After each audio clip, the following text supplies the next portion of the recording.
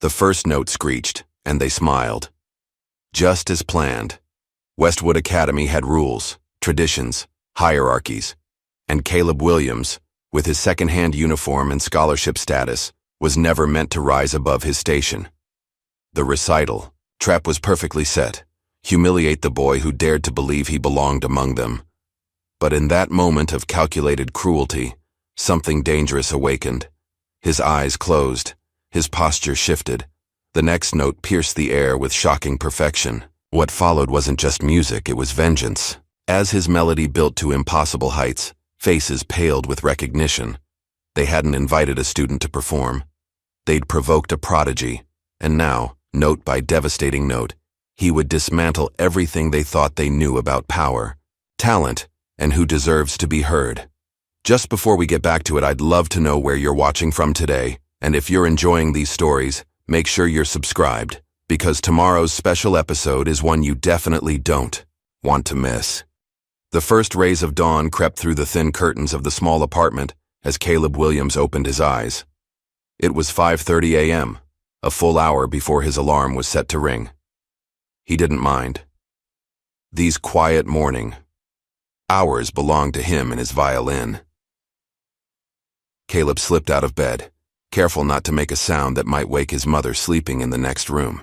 Their apartment wasn't large, just 2 bedrooms, a kitchenette, and a living area that doubled as a dining room, but it was filled with remnants of their family history. Photos lined the walls, Caleb's grandfather in his Sunday best holding, a gleaming violin, his mother Naomi at her high school graduation, Caleb himself, age 6, holding a violin that seemed too big for his small frame. He moved to the corner of his bedroom where his grandfather's violin case sat atop his desk. The case was weathered, its leather cracked in places, with a faded name tag that read William Williams alongside several old concert programs tucked into a side pocket. Caleb ran his fingers over the name tag before carefully opening the case. The violin inside wasn't new or expensive, but to Caleb, it was priceless. His grandfather had played this very instrument in jazz clubs across the city decades ago, creating music that made people dance and cry in equal measure. Now it was Caleb's turn to make it sing. He positioned the violin under his chin, closed his eyes, and began to play. The notes of Bach's Partita No. 2 filled the small room as his fingers danced across the strings with practiced precision. For these few moments, Caleb wasn't a scholarship student at an elite school where he didn't belong. He was simply a musician lost in his craft. The smell of fresh coffee and toast eventually pulled him back to reality. Caleb carefully returned the violin to its case and made his way to the kitchen, where Naomi was already preparing breakfast. "Morning, Mom," Caleb said, giving her a quick kiss on the cheek. "Morning, baby." Naomi's smile was warm, though Caleb didn't miss the worried crease between her brows as she quickly tucked a stack of bills under a cookbook. "You're up early again." "Wanted to get some practice in before school," he said, sliding into his chair. At the small table, Naomi placed a plate of toast and eggs in front of him. "You know what time it is," she said, taking her own seat. Caleb smiled. This was their morning ritual, sharing one positive thought to start the day. "I finally nailed that tricky passage in the Bach Partita," he offered. Naomi's eyes lit up. "That's wonderful, Caleb. I knew you would." "Your turn," he prompted, taking a bite of toast. "My positive thought is the same as always," she said, reaching across to squeeze his hand. "You're going to do great things, Caleb Williams. Your music is going to take you places nobody in our family has ever been." Caleb squeezed back, not mentioning that some of those places, like Westwood Academy, didn't always feel welcoming. 30 minutes later, Caleb stood at the bus stop, his backpack slung over one shoulder. Inside were his school books, carefully covered to protect them, and several sheets of handwritten music that he'd been working on during lunch breaks. The school bus arrived with a squeal of brakes, and Caleb climbed aboard. The bus was already half full of Westwood students. Caleb made his way down the aisle, aware of how conversations quieted as he passed. The students with their pristine uniforms and expensive watches pointedly looked away or whispered behind their hands. Caleb found an empty seat near the back and sat alone, as he did every morning. Through the window, he watched as Westwood Academy came into view. The school was an imposing structure of gray stone and ivy, with manicured grounds surrounding it like a protective moat. Generations of wealthy, privileged students had walked through its halls, their legacy evident in the portraits that lined the corridors, faces of successful alumni staring down at current students with high expectations. Not one of those portraits showed a face that looked like Caleb's. The bus pulled to a stop, and Caleb joined the stream of students flowing toward the entrance. His uniform, second-hand but meticulously pressed by Naomi, was identical to everyone else's, yet somehow he still stood out. He straightened his tie and headed to his first class of the day, English with Ms. Pennington. The classroom was already filling up when Caleb arrived. He took his usual seat near the back, removed his notebook and pen, and prepared for class. Ms. Pennington, a thin woman with graying hair pulled into a tight bun, began discussing their current novel, The Great Gatsby. Who can tell me what Fitzgerald is suggesting about the American dream through Gatsby's pursuit of Daisy? She asked, her gaze sweeping across the room. Caleb raised his hand, having spent hours analyzing the novel's themes. Ms. Pennington's eyes passed over him. Anyone? She prompted. More hands went up. She called on Elizabeth Taylor, a girl whose father was on the school board. He's showing that the American dream is corrupted by materialism, Elizabeth answered. Good, Elizabeth, Ms. Pennington nodded. Anyone else? Caleb kept his hand raised, and after calling on 3 other students, Ms. Pennington finally acknowledged him with a slight frown. Yes, Caleb? I think Fitzgerald is also suggesting that the American dream is inherently exclusionary, Caleb said. Gatsby amasses wealth, but he's still considered an outsider by the old money elite. His background prevents him from truly belonging despite his achievements. Ms. Pennington blinked, seeming surprised by his articulate response. Yes, that's a valid interpretation, she conceded before quickly moving on to another question. When English ended, Caleb gathered his things and headed to the cafeteria for lunch. He found an empty table in the corner. Not difficult, as other students deliberately avoided sitting near him. He unwrapped the sandwich Naomi had prepared and pulled out a music theory book from his backpack.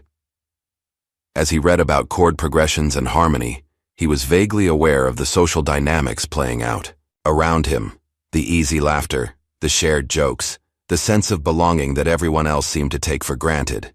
Occasionally, he caught fragments of conversations about weekend plans at country clubs or summer homes, worlds that existed only in his imagination. Caleb's afternoon schedule included his least favorite class, music with Mr. Reynolds. As he entered the classroom, the music teacher's eyes narrowed on him immediately. Mr. Williams, Reynolds called out, his voice carrying across the room. Tuck in that shirt properly, please. Caleb looked down at his uniform shirt, which was already tucked in. He adjusted it slightly while noticing that Tyler Adams across the aisle had his shirt completely untucked with no comment from the teacher. Mr. Reynolds was a tall man with thinning hair who carried himself with the posture of someone who believed in his own importance. His credentials, degrees from prestigious conservatories and brief stints with several orchestras, were frequently mentioned in class. He had made it clear from day one that he had high standards, though Caleb had noticed those standards seemed to vary depending on who was being evaluated. Today's lesson focused on the development of the symphony through the classical period. Reynolds spoke passionately about Mozart and Haydn, occasionally playing recordings to illustrate his points. Despite the teacher's attitude toward him, Caleb found himself drawn into the music, mentally analyzing the structures and techniques being discussed. When class ended, Caleb gathered his things and headed into the hallway. As he turned the corner, he nearly bumped into Mr. Whitmore, the school's elderly janitor. The old man steadied himself on his mop, nodding to Caleb with a faint smile. Something in that nod felt different from the interactions Caleb usually experienced at Westwood. There was recognition there, an acknowledgement that went beyond mere courtesy. Caleb nodded back before continuing down the hallway, unaware that this brief exchange would eventually take on greater significance. The final bell rang, and Caleb made his way outside to wait for his mother. Most students were being picked up in luxury SUVs or sports cars, or heading to after-school activities with private tutors and coaches. Caleb stood apart, watching as Naomi's aging sedan pulled up to the curb. "How was your day, honey?" she asked as he slid into the passenger seat. Caleb shrugged. "It was fine. We're analyzing The Great Gatsby in English and learning about classical symphonies and music." He didn't mention how Miss Pennington had ignored his raised hand or how Mr. Reynolds had singled him out for a uniform violation that didn't exist. What good would it do to worry his mother? She had enough on her plate. Through the car window, Caleb watched as Ethan Morgan, the principal's son, climbed into a brand new Tesla. Ethan was Westwood's star musician, particularly accomplished on the violin, which made Caleb's own interest in the instrument feel like yet another way he was trespassing on territory that wasn't meant for him. Back at the apartment, Caleb completed his homework before dinner, working methodically through math problems and history readings. After they ate, he helped clean up, then gathered his violin and headed to the bathroom. "Practice time?" Naomi asked with a smile. "Yeah, the tiles in there make the sound better," Caleb explained, though they both knew this routine well. The bathroom was small, but the acoustics were surprisingly good. Caleb closed the door, positioned himself between the shower and sink, and began to play. He started with scales and exercises before moving on to the pieces he was teaching himself. Without formal lessons, he relied on books, YouTube videos, and sheer determination to improve his technique. Outside the door, Naomi leaned against the wall, listening to her son play. Pride and worry battled on her face, pride in his undeniable talent. Worry about the obstacles that talent would face in a world that wasn't designed to recognize or nurture it. When the phone rang, she reluctantly moved away from the door. Caleb, lost in the music, didn't hear the phone or his mother's half of the conversation. He didn't see her face pale or her hands shake as she wrote down figures on a notepad. He didn't know that their landlord was calling about missed payments and the possibility of eviction.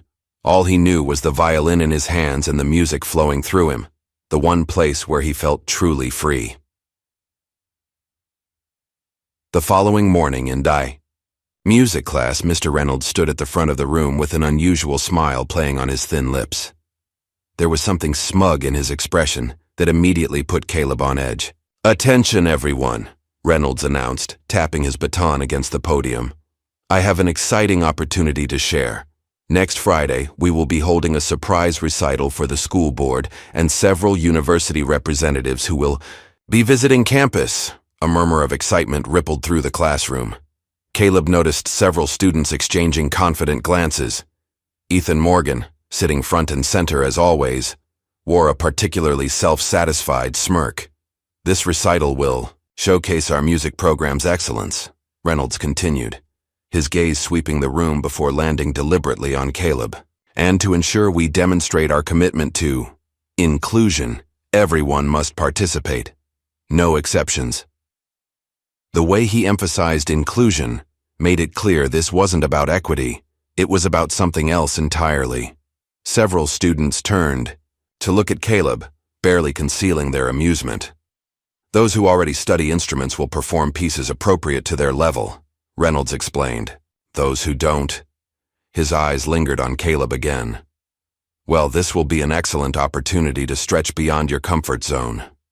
After class, Caleb overheard Tyler Adams whispering to another student, "Reynolds is finally going to put the scholarship kid in his place. This is going to be epic." The rest of the day passed in a blur of anxiety.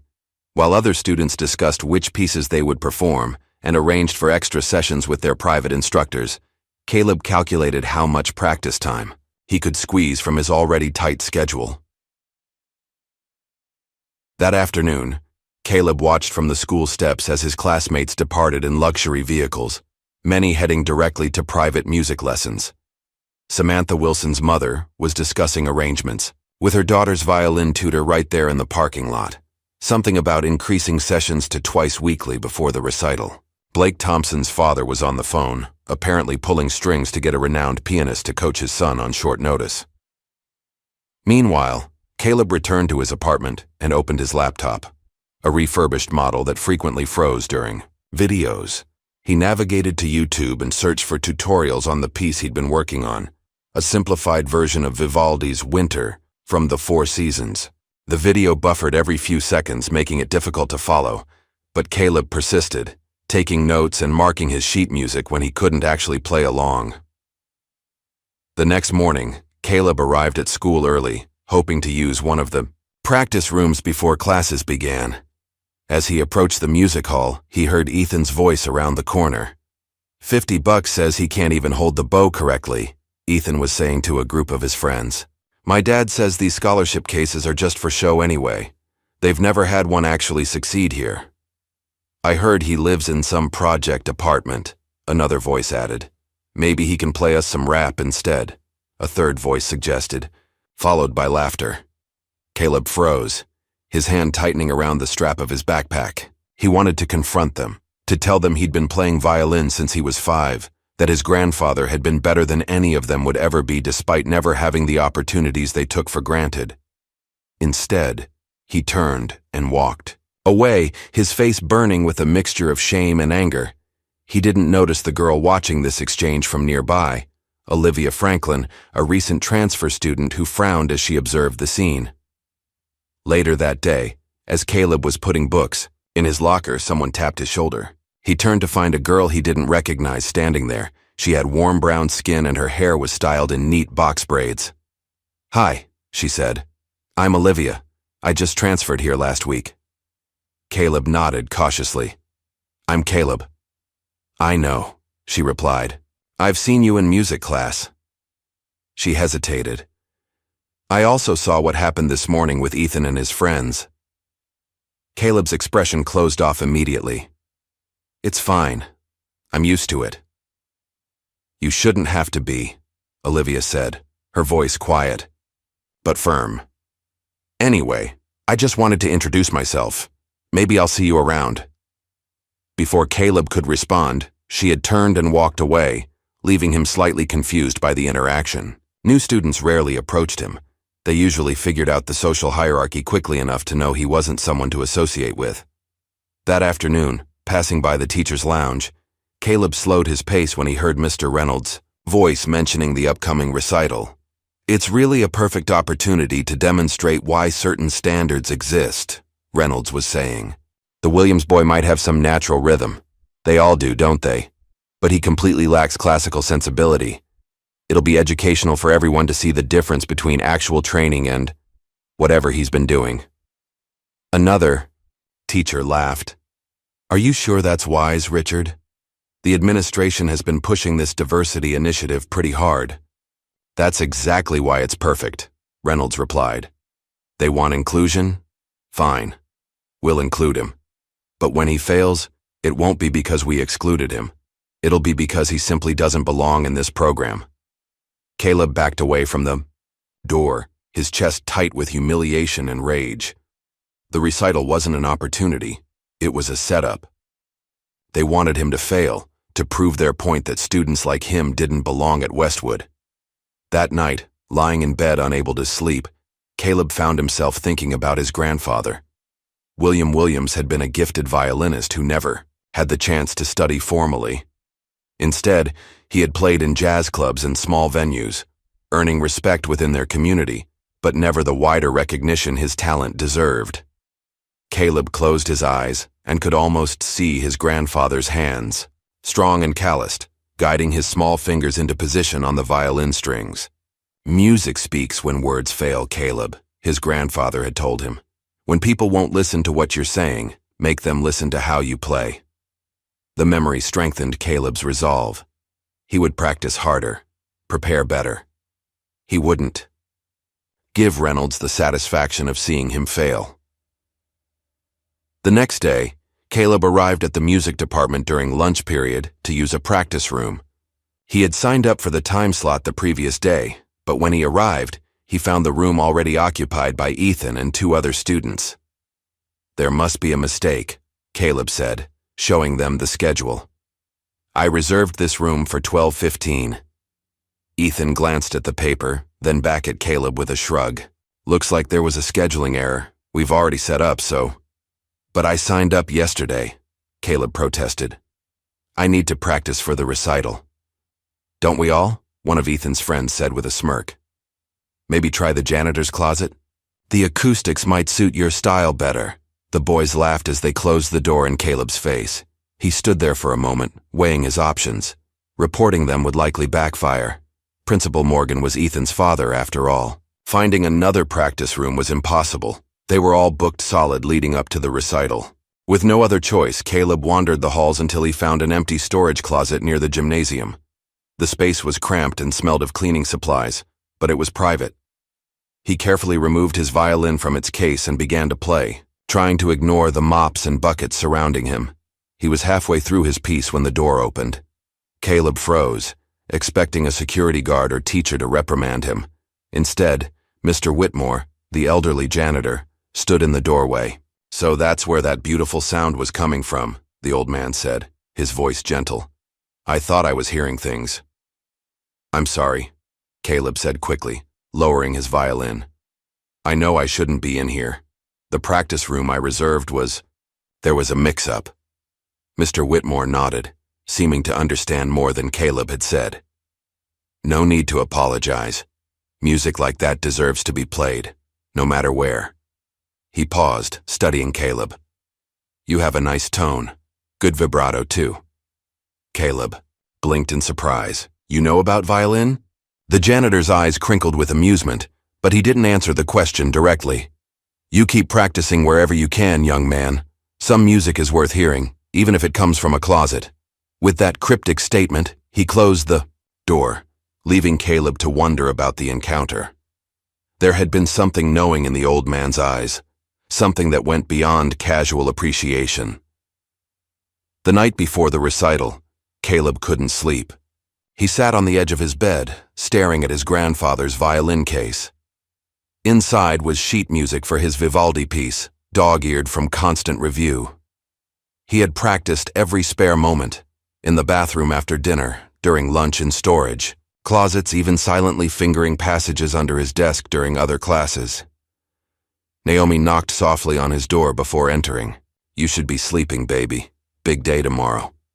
Yeah, Caleb said, not meeting her eyes. He hadn't told her the full truth about the recital, just that the music class was performing. He'd mentioned nothing about the mockery behind it, or what he'd overheard from the teachers. I asked for the morning off, Naomi said, sitting beside him. My shift doesn't start until 3, so I can come watch you play. Caleb's chest tightened. The thought of his mother witnessing his humiliation made everything worse. Mom, you don't have to. I want to, she interrupted, taking his hand. I wouldn't miss it for anything. Seeing her pride and excitement, Caleb couldn't bring himself to explain the reality of the situation. Instead, he nodded and forced a smile. Thanks, Mom. Naomi studied his face. You nervous? A little, he admitted. She reached into her pocket and pulled out a neatly folded handkerchief, one that had belonged to his grandfather. Your grandpa used to keep this in his pocket during performances, said it was his good luck charm. She pressed it into Caleb's palm. Thought you might want to have it with you tomorrow. Caleb's fingers closed around the soft fabric. Thanks, he whispered, his voice suddenly thick with emotion. The next morning dawned bright and clear. Caleb stood in front of his bedroom mirror, adjusting his uniform tie with trembling fingers. The handkerchief was carefully folded in his pocket. He briefly considered faking illness or simply not showing up, but that would only reinforce what Reynolds and the others believed about him. Naomi drove him to school, chatting enthusiastically about how proud his grandfather would be. Caleb nodded at appropriate intervals, his stomach clenching tighter with each mile. At school, the atmosphere was charged with excitement. Parents and board members filtered into the auditorium while students prepared backstage. Caleb found a quiet corner to unpack his violin, aware of the sidelong glances and whispers from his classmates. Mr. Reynolds was moving among the students, offering last-minute advice and encouragement to everyone except Caleb. When he passed by, he merely smirked and said, "Try not to embarrass yourself too badly, Williams." The recital began with piano performances, followed by woodwinds and brass. Each student played competently, receiving polite applause. Then came the string section, with Ethan performing first, a technically flawless rendering of a challenging Paganini piece that earned enthusiastic acclaim. Finally, it was Caleb's turn. As he walked onto the stage, time seemed to slow. He could hear whispers rippling through the audience, see Mr. Reynolds' satisfied smirk, feel the weight of dozens of eyes expecting, perhaps hoping, to witness his failure. With hands that refused to steady, Caleb removed his grandfather's old violin from its case. The instrument seemed suddenly foreign in his grip, as though all his hours of practice had evaporated in the heat of the spotlight. He positioned the violin under his chin, raised the bow, and began to play. The first note screeched horribly, causing scattered laughter to erupt from the audience. Caleb's face burned with shame as he saw Mr. Reynolds nod slightly, as if his point had been proven. In that moment of humiliation, Caleb's fingers found the handkerchief in his pocket. The familiar texture against his skin triggered a flood of memories. His grandfather's patient guidance, his mother's unwavering belief, the countless hours practiced in their tiny bathroom. Music isn't in the fingers, Caleb, his grandfather had once told him. It's in the heart. Your fingers just need to get out of the way. Taking a deep breath, Caleb closed his eyes. He repositioned the violin, adjusted his stance, and began again. This time, the note that emerged was pure and true, hanging in the air like a physical presence. It was followed by another, and another, each one flowing into the next with growing confidence. Something shifted in the auditorium. A subtle change in the quality of silence as scattered whispers gave way to attention. Caleb played with his eyes still closed, allowing the music to flow through him rather than trying to force it. His body swayed slightly with the rhythm of Vivaldi's Winter, his interpretation bringing warmth to the piece's depiction of cold. What he lacked in polished technique, he made up for with genuine emotion and surprising nuance. As the final movement began, Caleb opened his eyes and saw his mother slipping into the back of the auditorium. She had made it after all, her face glowing with pride as she watched her son perform. Their eyes met briefly across the distance, and Caleb's playing took on even greater intensity. In the audience, expressions were transforming from skepticism to surprise to genuine appreciation. Even some of the teachers who had expected disaster were leaning forward in their seats, brows furrowed in confusion at what they were hearing. Mr. Reynolds stood at the side of the stage, his smug smile long gone, replaced by a tight-lipped glare that grew more intense with each note Caleb played. This wasn't how it was supposed to go. The joke was turning on him, and he knew it. When Caleb played the final note, there was a moment of complete silence. A pause so profound it seemed to suspend time itself. Then, beginning with a few students and quickly spreading, applause filled the auditorium. It wasn't the polite, measured applause that had followed other performances. This was spontaneous and genuine. Caleb stood on the stage, violin still in hand, momentarily stunned by the response. He found his mother in the crowd, tears streaming down her face as she clapped harder than anyone. For one perfect moment, he felt visible, truly seen for perhaps the first time since coming to Westwood.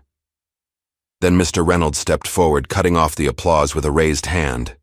"Well," he said loudly, "that was certainly unexpected." His tone carried an edge that silenced the room.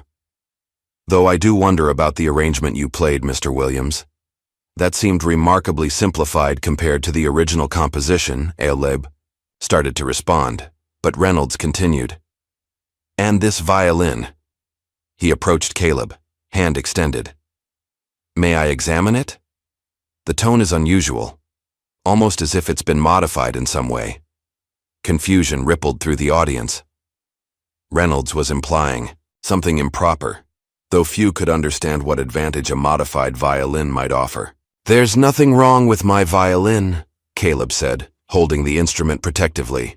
"Then you won't mind if I confirm that," Reynolds insisted, his hand still outstretched. "As your teacher, I need to ensure all performances are conducted according to standard protocols." Before Caleb could protest further, Principal Morgan had joined them on stage. "Is there a problem, Mr. Reynolds?" "Possibly," Reynolds replied. I'm concerned about the authenticity of this performance. Principal Morgan turned to Caleb with a stern expression. Mr. Williams, please come with us to my office. Bring the violin. As Caleb was led off stage, he caught a glimpse of his mother, standing up, her expression changing from pride to concern to anger. She started moving toward the stage, determined to follow them.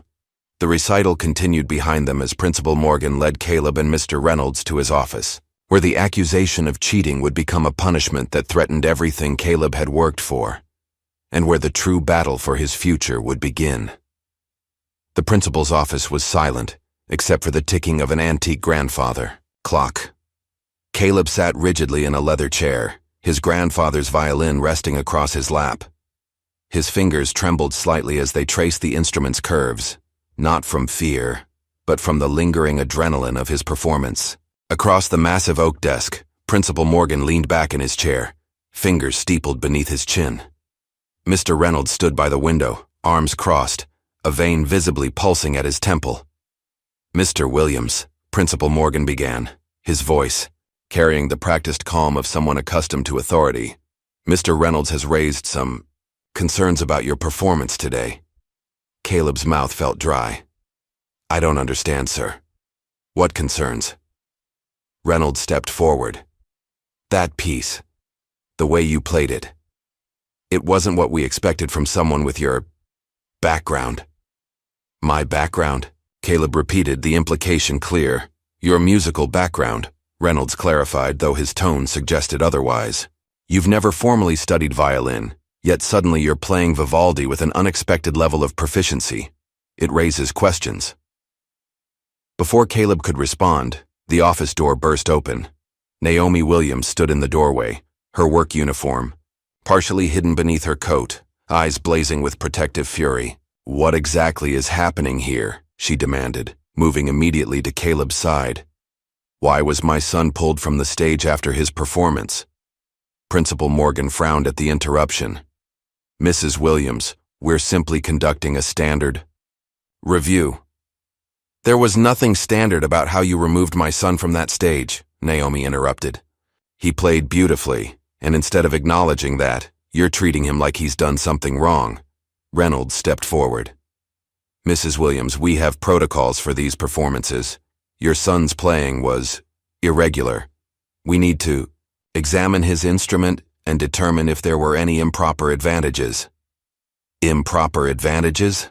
Naomi's voice rose. The only advantage my son has is talent and hard work. What exactly are you implying? We're not implying anything, Principal Morgan said smoothly. We simply need to verify. You need to verify that a black boy can play violin that well? Naomi challenged, her words cutting through the diplomatic facade. Is that what this is about? An uncomfortable silence fell over the room. Caleb watched the adults, his heart pounding. He'd never heard his mother speak so directly about the discrimination they both knew existed at Westwood. Principal Morgan cleared his throat. Mrs. Williams, this has nothing to do with race. It's about maintaining the integrity of our music program. Then explain to me why my son is the only student being questioned, Naomi demanded. Before Morgan could respond, there was another knock at the door. Ms. Harris, the vice principal, entered with a concerned expression. Excuse me, but the recital is continuing and there are several parents asking what happened with the Williams boy, she said. It's causing quite a stir. Principal Morgan glanced at Reynolds, clearly weighing his options. This discussion can be continued at another time, he finally said. Mr. Williams, you may return to the auditorium, but I will be holding on to this violin for proper examination. No, Caleb said quietly but firmly, surprising even himself. This was my grandfather's violin. It goes where I go. Morgan's eyebrows rose at the defiance. Mr. Williams, if you want to continue at Westwood, if you take my son's violin without cause, our next conversation will be with a lawyer, Naomi interrupted, placing a protective hand on Caleb's shoulder. The principal and Mr. Reynolds exchanged glances. Neither had expected this level of resistance. Fine, Morgan conceded reluctantly. Keep the violin for now. But you are suspended from music activities until we resolve this matter. Mr. Reynolds will provide alternative assignments. As Caleb and Naomi left the office, the sound of applause drifted from the distant auditorium, a reminder of what should have been a moment of triumph, now tainted by suspicion and prejudice. "You were amazing, baby," Naomi whispered as they walked down the hallway. "Don't let them take that away from you." Caleb nodded, but the tightness in his chest remained. The victory he'd briefly tasted had been snatched away, replaced by a familiar sense of being seen as an outsider, someone whose success was suspicious rather than celebrated. The following Monday, Caleb returned to school with a heaviness in his steps. News of his performance and its aftermath had spread throughout Westwood. As he walked through the hallways, he noticed a subtle shift in how other students regarded him. Some still avoided his gaze, but others watched him with newfound curiosity. A few even nodded in greeting, acknowledging him for perhaps the first time. In English class, Ms. Pennington called on him twice, something that had never happened before. At lunch, he found his usual isolated table occupied by a group of juniors, forcing him to sit elsewhere. When he located another empty spot, a girl named Sarah Thompson, who had never spoken to him before, asked if he minded if she sat at his table. "Go ahead," he said, surprised. "Your violin playing was really good," she said as she arranged her lunch. "My brother plays cello and he said your tone was amazing." Before Caleb could thank her, several of Sarah's friends approached, hesitating when they saw who she was sitting with. "Are you guys coming?" one of them asked, glancing uncertainly at Caleb. Sarah looked torn, caught between her momentary courage and the pull of established social hierarchies. "I'll be there in a minute," she finally said, gathering her barely touched lunch and offering Caleb an apologetic smile before leaving. It wasn't much, but it was a change. A small crack in the invisible wall that had surrounded him since his arrival at Westwood. Not everyone's attitude had improved, however. As Caleb rounded a corner on his way to history class, he found Ethan Morgan and several of his friends blocking the hallway. "Well, if it isn't Westwood's newest celebrity," Ethan said, his voice dripping with sarcasm. "Pretty clever how you managed to fool everyone." Caleb tried to move past them, but one of Ethan's friends stepped into his path. "My father thinks it's interesting how someone with no formal training suddenly plays like that," Ethan continued. "He's looking into your background pretty thoroughly now." "There's nothing to look into," Caleb replied, trying to keep his voice steady. "I practiced. I played. That's it." Ethan laughed. "Right. And I'm sure that old violin is just a regular instrument. No modifications, no tricks." "The only trick," came a voice from behind them, "is how some people can't recognize talent when they hear it." Olivia Franklin stood a few feet away, arms crossed, expression resolute. Several other students had stopped to watch the confrontation, creating an unexpected audience. Ethan's smile faltered slightly. "This isn't your business, new girl." "Bullying never is anyone's business, is it?" Olivia replied. "That's how it continues." She stepped forward, positioning herself beside Caleb. "Some of us actually thought your playing was brilliant," she said to him, loud enough for others to hear. It had something Ethan's performance didn't. Soul. Murmurs rippled through the gathering crowd. Ethan's face flushed with anger, but with witnesses present, his options were limited. "Whatever," he muttered, backing down but pointing at Caleb. "This isn't over." He shouldered past them, his friends following in his wake. When they were gone, Caleb turned to Olivia. "Thanks. You didn't have to do that." "Actually, I did," she replied. "My last school had bullies too. I promised myself I wouldn't be a silent bystander again." She tilted her head, studying him. "Your playing really was amazing, you know. I played piano for years in New York. I recognize real talent when I hear it." Before Caleb could respond, the bell rang, signaling they were both late for class. "We should talk sometime," Olivia said, already backing away. "About music, I mean." Caleb nodded, a small smile forming despite the day's tensions. "Yeah, I'd like that." The afternoon brought another unexpected encounter.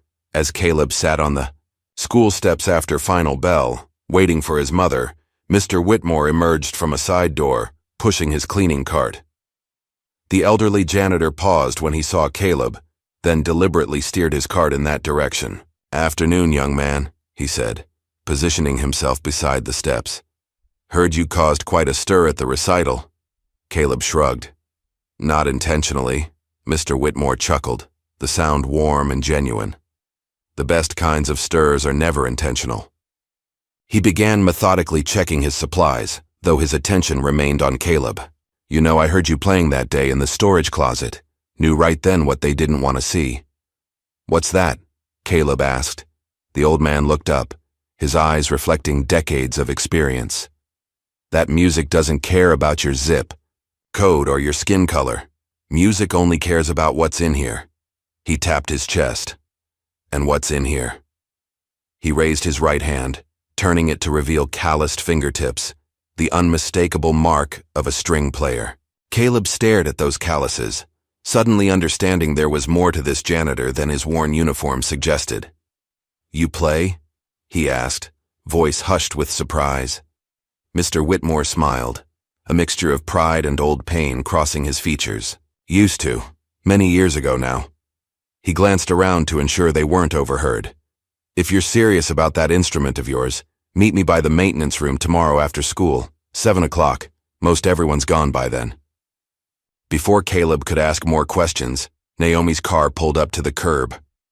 Mr. Whitmore nodded once, then continued on his way, pushing his cart as though their conversation had been about nothing more significant than the weather. That evening, as Caleb helped with dinner dishes, he debated whether to tell his mother about Mr. Whitmore's invitation. Naomi was already worried enough about his situation at school. Adding a mysterious meeting with the janitor might only increase her concern. "You're quiet tonight," Naomi observed, handing him a plate to dry. "Rough day?" "Not really," Caleb said. "Just thinking about some stuff." Naomi studied his face. "Ethan giving you trouble?" "Some," Caleb admitted. "But it's fine. I handled it." "You shouldn't have to handle anything," Naomi sighed. "That school has responsibilities to all its students, not just the wealthy ones." Caleb nodded, then decided to share at least part of what was on his mind.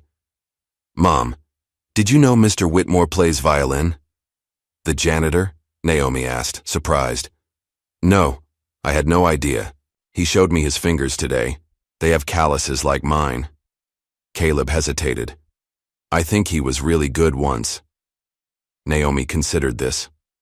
"Well, there are many talented people who end up in jobs that don't showcase their gifts, especially people who look like us from your grandfather's generation." Caleb thought about the invitation to meet at the maintenance room. "He seems nice, different from the other adults at school." "Just be careful, baby," Naomi said, her protective instincts evident. "This situation with the recital has already caused enough trouble. I don't want you getting into anything that could make things worse." Caleb nodded, but in his mind he'd already decided to meet Mr. Whitmore the next day. His instincts told him the janitor might be the only person at Westwood who truly understood what he was facing. Unknown to Caleb, another conversation about him was taking place across town, in the Morgan family's expansive home.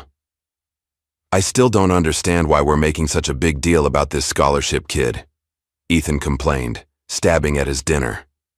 "So he can play one piece. Big deal." "Principal," Morgan sipped his wine thoughtfully. "It's not about the playing itself, son. It's about the implications. Reynolds was very specific about this boy's lack of formal training. If he truly played that well without proper instruction, it could draw attention." "What kind of attention?" Ethan asked. "The kind that brings university scouts looking for raw talent rather than pedigree," his father replied. "The kind that might make people question the advantages of expensive private instruction versus natural ability." Ethan put down his fork, suddenly understanding. "You mean the kind of attention that might affect my scholarship chances?" Principal Morgan didn't respond directly, but his expression confirmed Ethan's conclusion. For years, they'd been building Ethan's musical resume, investing in the best teachers, the best opportunities, all aimed at securing a place at a prestigious conservatory, the same path the principal himself had once followed. "Don't worry about Williams," Morgan said finally. "Reynolds and I will handle it.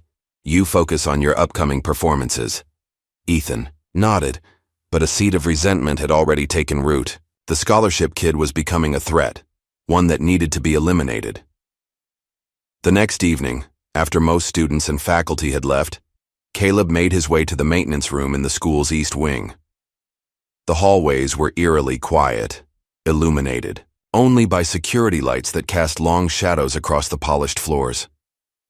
He found the door Mr. Whitmore had mentioned and knocked softly. After a moment, it opened to reveal the janitor in his street clothes rather than his usual uniform, a simple button-down shirt and slacks that somehow transformed him from staff to someone with quiet dignity. "You came," Mr. Whitmore said, genuine pleasure in his voice. "Come in, quickly now." The maintenance room was larger than Caleb had expected, a combination of storage space and workshop. In one corner, a small area had been cleared with 2 chairs set facing each other, and a single lamp providing warm light. And there, resting on one of the chairs, was a violin case.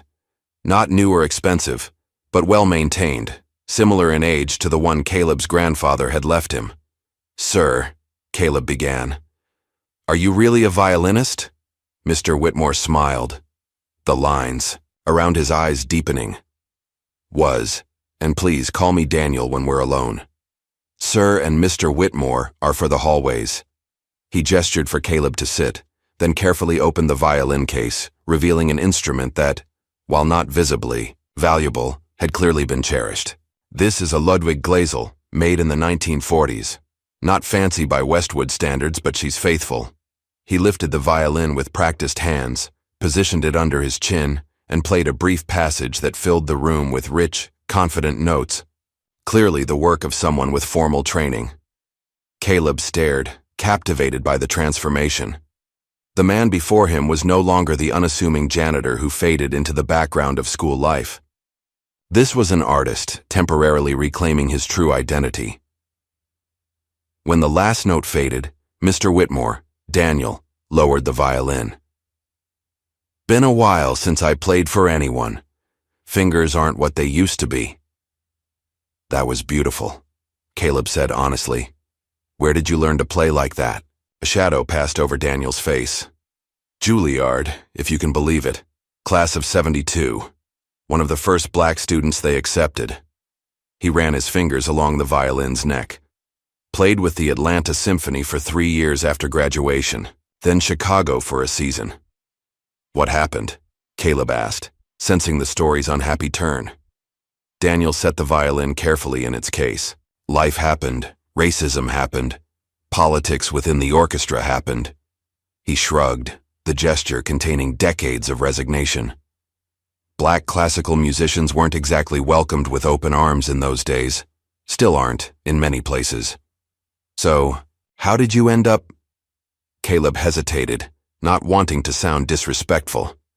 "As a janitor at Westwood?" Daniel finished for him, no offense in his tone. "That's a long story for another day, but I will tell you I once taught here. Briefly. Music, theory and strings back in the early '80s. Caleb's eyes widened. "You were a teacher here?" "For exactly 1 semester," Daniel confirmed, "until I suggested that talented black students from the local community should be actively recruited for the orchestra." His smile was tinged with irony. "The administration disagreed with my vision." "And you stayed? As a janitor?" Caleb couldn't hide his confusion. "Sometimes, young man, you stay because leaving means nobody's watching." Daniel leaned forward. "Now let's talk about your playing. You're entirely self-taught except for basics from your grandfather, correct?" Caleb nodded. "He showed me how to hold the violin and bow and some simple pieces. After he died, I used books and YouTube videos." Daniel shook his head, impressed. That violin recital, that was raw talent and instinct. But talent without proper technique will only take you so far. He held out his hand. "May I see your grandfather's violin?" Caleb hesitated only briefly before opening his case. Daniel examined the instrument respectfully, checking its setup and condition. "This is a good instrument with a lovely tone, but it needs a proper setup, he said. The bridge position is affecting your intonation, and these strings have seen better days. He handed it back to Caleb. Now show me how you hold your bow. For the next hour, Daniel made small but crucial corrections to Caleb's technique. The angle of his wrist, the pressure of his fingers on the strings, the distribution of weight in his bow arm. Each adjustment was minor, but Caleb could immediately hear the difference in the sound he produced. You have a natural ear and emotional depth that can't be taught, Daniel explained. But technique, that's the framework that allows your musicality to fully express itself. As their impromptu lesson concluded, Caleb felt both exhilarated and overwhelmed. Everything he thought he knew about playing violin was being reconstructed into something more solid, more intentional. Same time next week? Daniel asked as Caleb packed up his violin. Yes, please, Caleb responded without hesitation. Daniel nodded, satisfied. Practice what I showed you. Not just the exercises, the mindset. Every note has intention. Every phrase tells a story.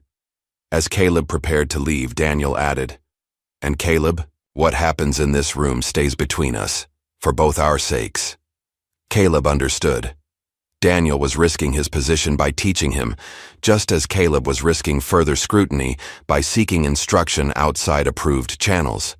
He nodded his agreement, then slipped out into the darkened hallway, his head spinning with new knowledge and possibilities. The next morning, Caleb entered Westwood with a different energy. The secret lesson with Daniel had shifted something fundamental in his understanding of music and of himself. For the first time, he felt a genuine connection to the school, even if that connection existed in a maintenance room after hours. As he navigated the hallway to his locker, he noticed the subtle changes in how other students reacted to him. Some still avoided eye contact, but others nodded or offered tentative smiles. His performance at the recital had disrupted the established order, forcing a recalibration of where he fit in the school's social hierarchy. Nice job at the recital. Man, said Thomas Baker, a cellist from the orchestra as they passed in the hall. That was unexpected. Before Caleb could respond, Ethan Morgan appeared with several of his friends, deliberately bumping Thomas's shoulder. Careful, Baker, Ethan warned. Associating with cheaters isn't good for your reputation. Thomas looked between Ethan and Caleb, then muttered an apology to no one in particular before hurrying away. Still enjoying your 15 minutes of fame? Ethan asked Caleb, his voice low and threatening. Better savor it. My father and Reynolds are building a case. Won't be long before everyone knows how you pulled off that little stunt. There was no stunt, Caleb said evenly, refusing to be intimidated. I played. People listened. That's all. Right, Ethan scoffed. The scholarship charity case suddenly plays like a prodigy. Totally believable. Maybe you're just not as special. As Daddy's been telling you, came Olivia's voice as she approached, books clutched to her chest. Ethan's eyes narrowed. You really want to pick sides already, new girl? Not smart. I'm not picking sides, Olivia replied calmly. I'm stating facts. As someone who studied at the Manhattan School of Music's prep division, I know talent when I hear it. This new information about Olivia's background momentarily stunned both boys. Ethan recovered first, scowling before stalking away with his friends in tow. Manhattan School of Music? Caleb asked when they were alone. You didn't mention that before. Olivia shrugged. It didn't come up. I played piano there for 4 years before my dad's job moved us here. She glanced in the direction Ethan had gone. Guys like him are the same everywhere.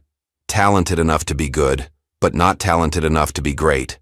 And they know it, deep down. Caleb smiled, appreciating her directness. Thanks for the backup. Again. What are friends for? Olivia replied, then looked slightly embarrassed. I mean, if you want to be friends. I'd like that, Caleb said, realizing how long it had been since he'd had a genuine friend at school. They walked together to their first class, unaware that they were being observed by Principal Morgan from his office window. The principal's expression darkened as he watched the new alliance forming. The Franklin girl came from a connected family. Her father was some kind of attorney in New York. Having her align with Williams complicated matters. Later that day, As Caleb left his final class, he was surprised to find his mother waiting. In the main foyer, her expression a mixture of frustration and barely contained anger. "Mom? What's wrong?" he asked, approaching quickly. "I've been here for 3 hours," Naomi said, keeping her voice low but intense. 3 hours waiting to speak with Principal Morgan about your violin that they're still holding. Caleb glanced toward the administrative offices. "They wouldn't see you?" "Oh, they saw me," Naomi replied bitterly.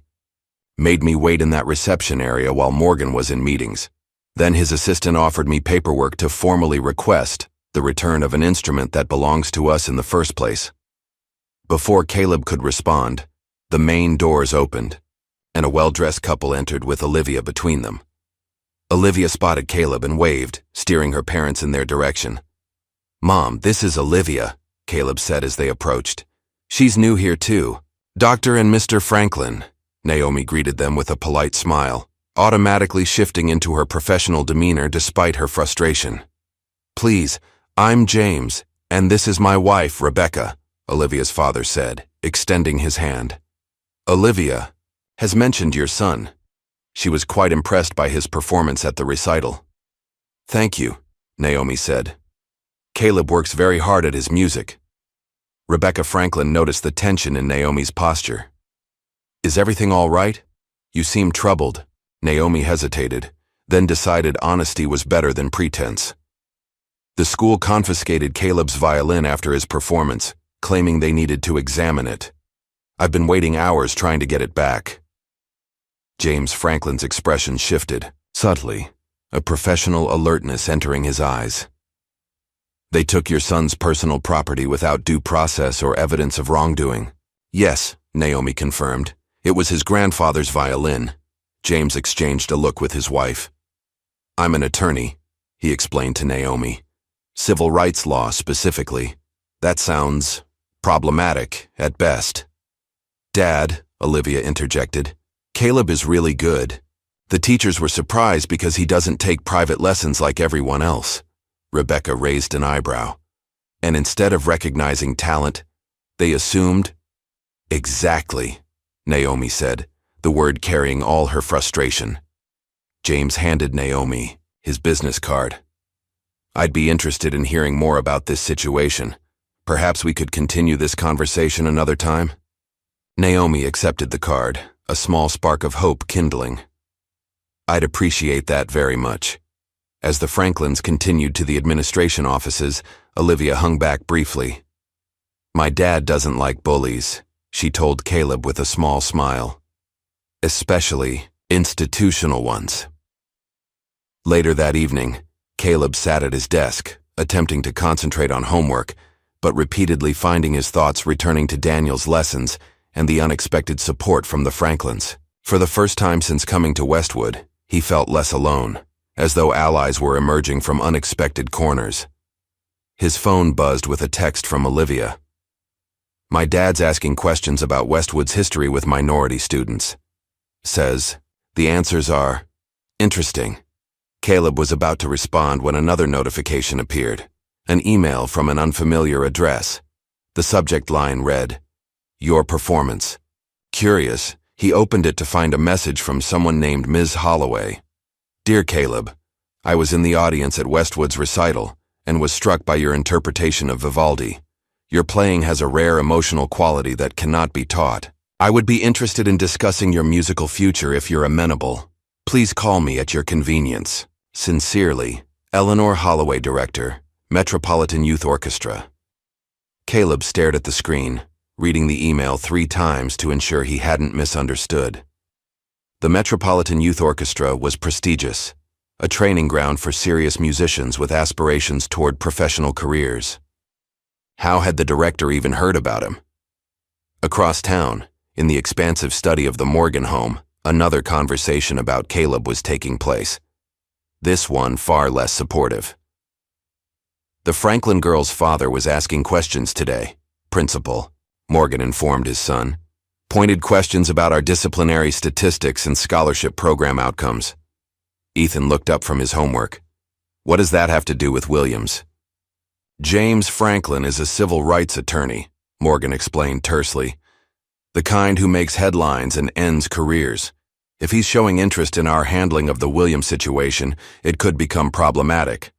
So what are you going to, do? Ethan asked. Morgan closed the file he'd been reviewing.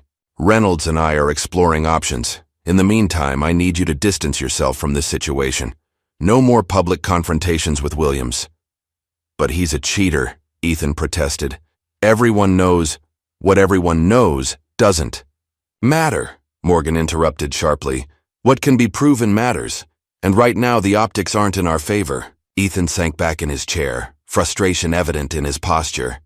He'd spent years being the unchallenged star of Westwood's music program.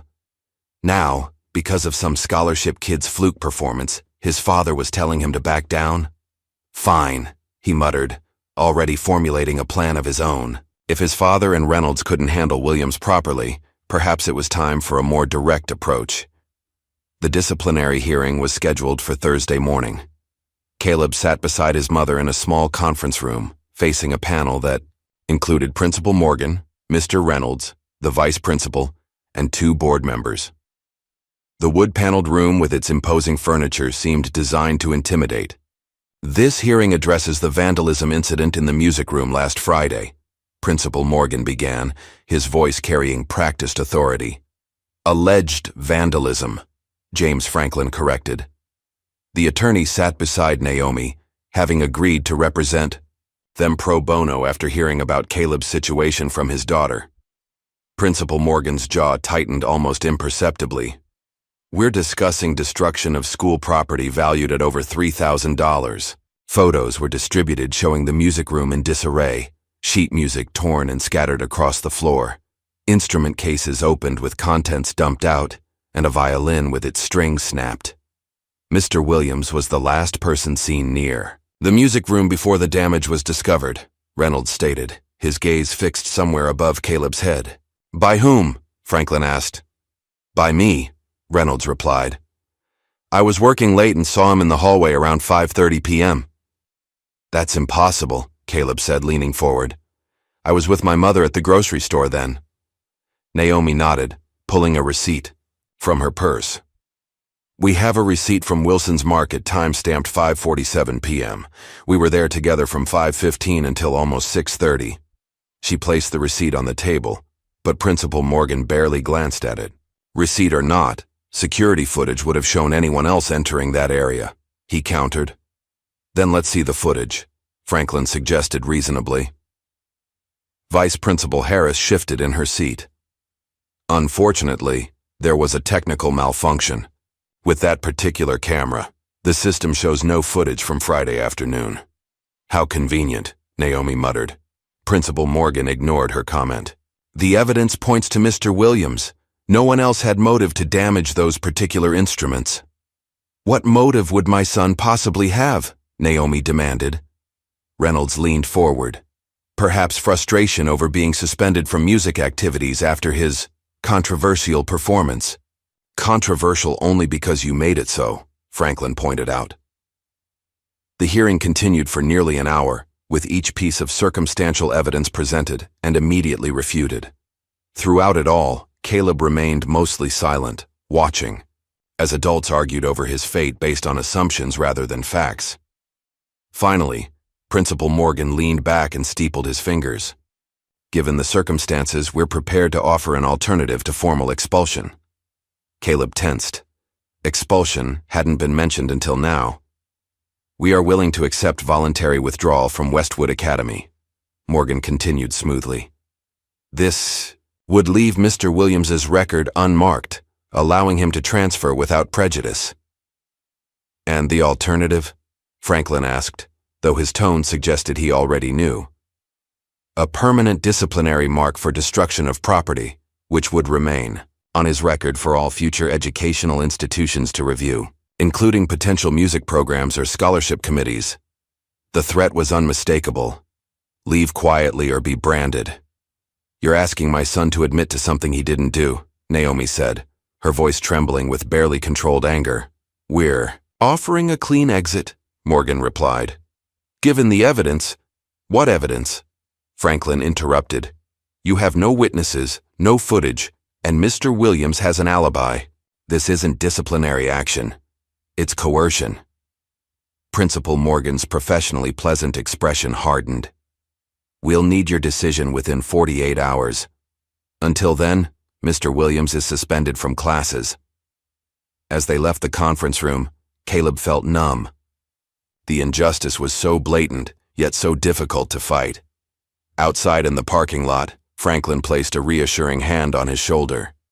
This isn't over, the lawyer promised. They're hoping you'll take the easy way out, but we have options. Naomi nodded gratefully, but Caleb could see the worry lines deepening around her eyes. The drive home was silent, each lost in their own thoughts. When they arrived at their apartment building, Mrs. Patterson, their elderly neighbor, was waiting by the entrance. "Naomi, honey," she said as they approached, "the landlord was here. Left something on your door." Caleb and Naomi exchanged a glance before hurrying upstairs. Taped to their apartment door was an official eviction notice, citing 3 months of partial payments as grounds for termination of their lease.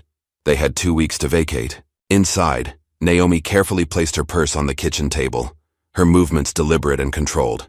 "Mom, it's going to be okay," Caleb offered, knowing how inadequate the words were. "Is it?" she asked, finally turning to face him. Her eyes were bright with unshed tears. "They're trying to push you out of that school. We're about to lose our home, and I'm working double shifts just to keep us afloat." The dam broke. Tears streamed down her face as months of held-back fears and frustrations poured out. Caleb moved to embrace her, and for a brief moment their roles reversed. He became the protector, the comfort giver. "We'll figure it out," he promised, though he had no idea how. That night, after his mother had fallen into exhausted sleep, Caleb sat at his desk searching online for public schools with decent music programs. Most had suffered funding cuts, their arts programs reduced to bare minimums. None offered the opportunities Westwood did, despite its toxic culture. The next day, after another secret session with Daniel in the maintenance room, Caleb learned more about the janitor's history with Westwood. "It wasn't just about recruiting black students," Daniel explained, adjusting Caleb's bow hold. "I wanted to introduce jazz and African-American classical composers into the curriculum, expand beyond dead European men." "And that got you fired?" Caleb asked. Daniel smiled ruefully. "That, and catching Principal Morgan's father, who was the music director back then, using racial slurs to describe a guest musician. So why stay? Why work as a janitor in a place that treated you like that?" Daniel set his violin down. "Because someone needs to bear witness. Someone needs to be here to see the patterns, to remember." He leaned forward. "Do you know how many talented minority students have been pushed out of Westwood over the years? Dozens. All through the same playbook. Accusations of rule-breaking, character assassination, pressure to voluntarily withdraw." Caleb absorbed this, seeing his own situation as part of a larger pattern. Mr. Franklin, Olivia's dad, is looking into the school's history. "Good," Daniel nodded. "It's long overdue for someone to shine a light on what happens here." As Caleb prepared to leave, Daniel placed a hand on his shoulder. "Whatever you decide about Westwood, don't let them take music from you. That's yours, no matter what school you attend." When Caleb arrived home, he was surprised to find Naomi in conversation with a stranger, an elegant black woman in her 50s, with close-cropped silver hair and an air of quiet authority. "Caleb," Naomi said, an unusual brightness in her voice. "This is Ms. Holloway." The woman stood, extending her hand. "Eleanor Holloway. I've been looking forward to meeting you." The name registered immediately. "The email. You're from the Metropolitan Youth Orchestra," she nodded. "I am, though my connection to you is a bit more circuitous than my message suggested." She gestured toward the couch. "May we sit?" Once they were settled, Ms. Holloway explained her presence. "I received 2 calls about your performance at Westwood. The first was from James Franklin, whom I've known professionally for years. The second, more surprisingly, was from Daniel Whitmore. Caleb blinked in surprise. You know Mr. Whitmore? Ms. Holloway smiled warmly. Daniel was my first violin teacher many years ago before he went to Juilliard. We've stayed in touch, though discreetly, given his complicated relationship with Westwood. She opened her bag and removed a tablet, tapping the screen to pull up a video. Someone recorded your performance. Daniel sent me this. She turned the tablet so they could see the screen, which showed Caleb on stage at the recital, playing his grandfather's violin. The video quality wasn't professional, but it clearly captured his performance and the audience's stunned reaction. You have something rare, Caleb, Ms. Holloway said. Technical skills can be taught, but the emotional intelligence in your playing, that's innate. That's what separates competent musicians from compelling artists. She set the tablet aside. I'd like to offer you a place in the Young Artist competition next month. It normally requires extensive auditions, but in your case, I'm making an exception. Caleb and Naomi exchanged stunned glances. The competition includes a cash prize, Ms. Holloway continued, and more importantly, exposure to conservatory recruiters. It could open doors regardless of what happens with Westwood. But I don't even have my violin, Caleb said. The school still has it. I've brought a loaner, Ms. Holloway replied, nodding toward a case propped by the door. It's a teacher's instrument from our program, not exceptional but reliable, and I've spoken with a luthier who's willing to help restore your grandfather's violin once it's returned. The unexpected support, first from Daniel, then the Franklins, and now Ms. Holloway, felt overwhelming after months of isolation at Westwood. Why? Caleb couldn't help asking. Why go to all this trouble for someone you just met? Ms. Holloway's expression grew serious. Because talent like yours deserves nurturing, not obstruction. And because I've watched too many promising musicians of color get sidelined by systems designed to exclude them. She held his gaze. Your playing honors your grandfather's legacy. I'd like to help you build your own. The following day, James Franklin called to inform them that the school board had convened an emergency meeting about Caleb's case and was offering a settlement, a significant sum in exchange for signing a non-disclosure agreement about the discrimination he'd faced. How significant? Naomi asked, her mind immediately calculating rent, bills, and the security deposit they'd need for a new apartment. Enough to solve your housing situation and then some, Franklin replied. But it comes with complete silence about everything that's happened. That evening, Caleb found Naomi at the kitchen table surrounded by bills and calculations. The settlement would fix everything, she said without looking up. We could find a new place, maybe closer to one of the better public schools. Caleb sat across from her. But they'd get away with it, again, like they did with all those other students Mr. Whitmore told me about. Naomi finally met his eyes. I know, and that makes me furious. She reached across the table to take his hand. But I'm your mother before I'm an activist. My first responsibility is to keep you safe and housed. I'd rather be homeless than watch you sign away the truth, Caleb said quietly but firmly. Naomi stared at her son, seeing not just the boy she'd raised, but the man he was becoming, principled and unwilling to compromise his integrity, even when it would be easier to do. So, the next morning, they met with the school board representatives in a conference room at Franklin's office. The settlement offer was laid out formally, a check in exchange for signatures on several legal documents, including the NDA. Naomi listened to the board chairman's rehearsed speech about moving forward amicably and putting unfortunate misunderstandings behind us. She accepted the papers when they were slid across the table, reading each one carefully while the board members exchanged self-satisfied glances. Then, with deliberate calm, she tore the documents in half. My son isn't for sale, she said, rising from her chair. And neither is our dignity. The board chairman sputtered in shock. Mrs. Williams, please reconsider. This offer is more than generous. It's hush money, Naomi interrupted. And we're not interested. As they left the meeting, Caleb felt a mixture of pride and fear. They had taken a stand on principle, but their practical problems remained unsolved. What now? He asked as they reached the street. Naomi squared her shoulders. Now you start practicing for that competition, and I start looking for a second job. Meanwhile, in Ms. Holloway's studio across town, Caleb began intensive training for the Young Artists competition. 3 evenings a week, after his secret sessions, with Daniel, he worked with Ms. Holloway on the technical aspects of competition performance. Under her guidance and with Daniel's continued mentorship, Caleb's playing evolved rapidly. The fundamentals his grandfather had taught him, combined with his self-taught determination and now professional instruction, created a unique approach that began to define his personal style. As the competition drew closer, Caleb faced a difficult decision: what piece to perform. Most competitors would play established classical works, technically demanding pieces designed to showcase virtuosity. "I want to compose something," he told Ms. Holloway during one of their sessions. "Something that combines classical structure with elements of my grandfather's jazz influences." Ms. Holloway considered this.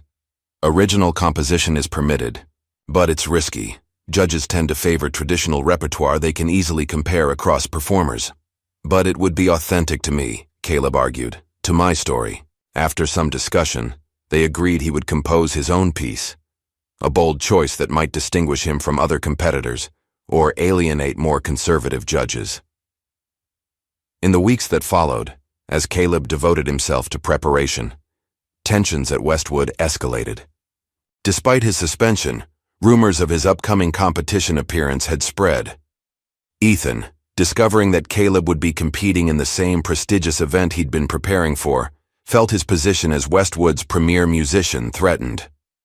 One afternoon, as Caleb was leaving Ms. Holloway's studio, Ethan was waiting outside, leaning against his car with calculated casualness. "Heard you're entering the Young Artists competition," he said. "Pretty ambitious for someone without formal training." Caleb adjusted his grip on his violin case. "Is there something you want, Ethan?" "Just a friendly warning," Ethan replied, his smile not reaching his eyes. "That competition is serious business. Judges have expectations, connections. They know which teachers and schools produce real talent." "Thanks for your concern," Caleb said dryly, moving to walk past. Ethan stepped into his path. "My father's known 3 of the judges for years. They've watched me perform since I was 10. His voice lowered. "So even if you get lucky again, it won't matter. Some doors don't open for people like you, no matter how well you play." The threat was thinly veiled, but Caleb refused to show any reaction. "I guess we'll find out soon enough." As he walked away, Caleb couldn't help wondering if Ethan's confidence was justified. Were the competition judges already biased in favor of students from prestigious schools with connections to the classical music establishment? But that night, as he worked on his composition, a piece he'd titled "Grandfather's Hands," he remembered Daniel's words. "Don't let them take music from you, that's yours." Win or lose, his music would be heard, his truth would be played. The Westlake Concert Hall gleamed in the morning sunlight, its modernist glass facade reflecting the clear blue sky. Luxury cars and SUVs dropped off young musicians and their families, volunteers directing them to registration tables and warm-up rooms. Caleb and Naomi arrived via public bus, stopping a block away. Caleb carried Ms. Holloway's loaned violin case, while Naomi held a garment bag containing the suit they'd purchased from a thrift store and carefully tailored for the occasion. "Ready?" Naomi asked as they paused at the edge of the plaza. Caleb nodded, taking in the scene, the confident competitors, the anxious parents, the atmosphere of privilege that felt so familiar from Westwood. But this time, he wasn't entering as an outsider looking to belong. He was coming as himself, on his own terms. Ms. Holloway met them at the entrance, providing official competitor badges. "The performance order was determined by random draw," she explained. "You'll be performing 14th out of 22 contestants, which is a good position. Not too early to be forgotten, not too late when judges are fatigued." She guided them to a small practice room where Caleb could warm up and change. "I'll come get you 30 minutes before your time slot. Try to stay focused." After she left, Caleb removed the violin from its case, carefully tuning it and running through scales to warm up his fingers. The instrument wasn't his grandfather's, but over the past weeks, he'd grown accustomed to its voice.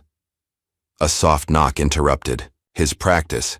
Expecting Ms. Holloway, he was surprised to see Daniel Whitmore enter, dressed not in his janitor's uniform but in a well-worn but dignified suit. "Thought I'd come wish you luck," Daniel said with a warm smile. "Brought something. For you too." From his pocket, he withdrew a small wooden carving of a violin, simple but beautifully crafted. "Made this years ago when I was about your age. Carried it to every performance. Thought you might like to have it today." Touched by the gesture, Caleb accepted the carving. "Thank you for coming, and for everything you've taught me." Daniel shook his head. "I just helped refine what was already there. The music, the heart, that was always yours." As they talked, the door opened again. Principal Morgan and Ethan stood in the doorway, both looking momentarily startled to see Daniel. "Mr. Whitmore," Principal Morgan said, recovering quickly, "I wasn't aware you had any connection to this event." "Just supporting a promising young musician," Daniel replied evenly. Principal Morgan's eyes narrowed slightly before shifting to Caleb. "Mr. Williams, I'm surprised to see you competing given recent events."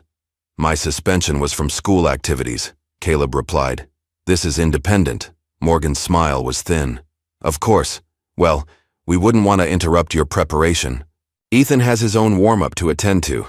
As they turned to leave, Ethan leaned close to Caleb and whispered, "Enjoy your moment on stage.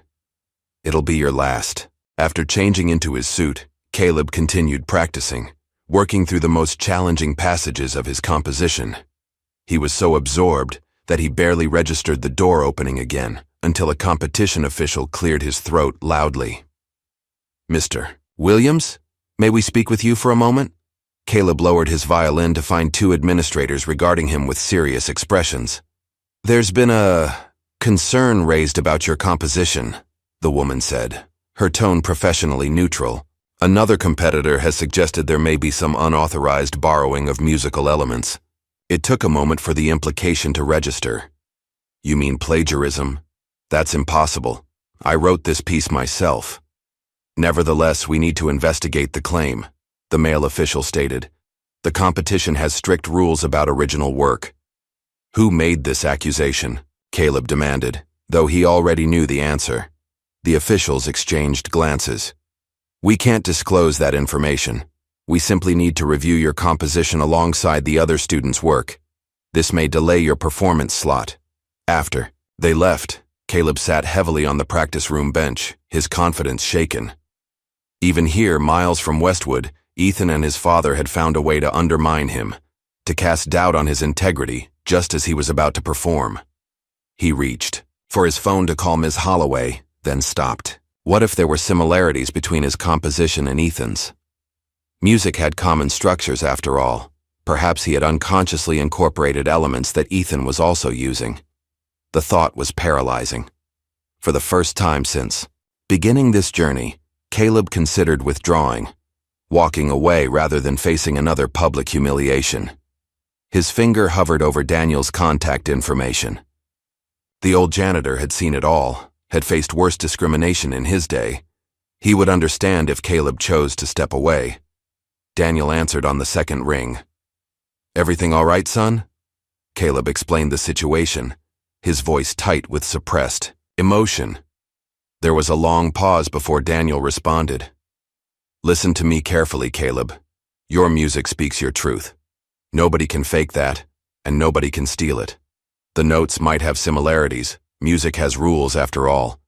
But the voice, the soul behind those notes, that's uniquely yours. But what if they disqualify me?" "Then you'll have other opportunities," Daniel said firmly. "But don't withdraw. Don't give them the satisfaction of seeing you doubt yourself." 20 minutes later, Ms. Holloway burst into the practice room, her usual calm demeanor replaced by focused intensity. "I've spoken with the officials," she said without preamble.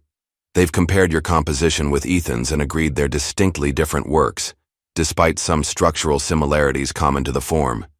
You're cleared to perform, but they're still reviewing recordings afterward as a precaution." Relief flooded through Caleb. "So I can still play?" "Yes, and you should start preparing now. They've moved your slot up due to all the confusion." She checked her watch. "You're on in 15 minutes. Backstage, Caleb peered through the curtain at the packed auditorium. The competition had drawn a substantial audience, including representatives from conservatories and music schools across the country. In the front row, he spotted Principal Morgan sitting beside a distinguished-looking man who was speaking intently. To one of the judges, Naomi found him just before his performance, giving him a fierce hug. "You've already won by being here," she whispered. "Everything else is just details." When his name was announced, Caleb walked onto the stage with steady steps, positioning himself beneath the bright lights. The audience before him was a sea of expectant faces, some curious, some skeptical, some already dismissive. He took a deep breath, raised his bow, and began to play Grandfather's Hands.